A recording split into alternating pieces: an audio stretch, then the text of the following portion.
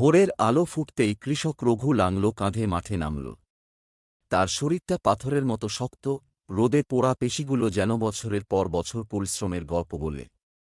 গ্রামের লোকেরা তাকে শুধু একজন শক্তিশালী কৃষক হিসেবেই জানত, কিন্তু রঘুর চোখে ছিল অন্য এক স্বপ্ন, কোটিপতি হওয়ার স্বপ্ন।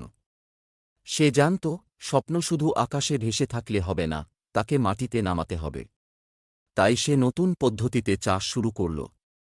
একদিকে ধান, অন্যদিকে সবজি, আবার জমির এক কোণে ঔষধি গাছ। সবাই হাসত, এত কিছু করে কি হবে? দিনের পর দিন সে ঘাম ঝরাল, বৃষ্টিতে ভিজল, রোদে পুড়ল, কিন্তু হাল ছাড়ল না। ফসল ঘরে উঠল, বাজারে চাহিদা বাড়ল। ধীরে ধীরে তার নাম ছড়িয়ে পড়ল দূরের শহর পর্যন্ত। ব্যবসায়ীরা নিজে এসে তার ফসল কিনে নিত। কয়েক বছর পর সেই জমিটাই রঘুর ভাগ্য বদলে দিল। ব্যাংকে টাকা জমল, নতুন জমি কিনল, আরও মানুষকে কাজ দিল।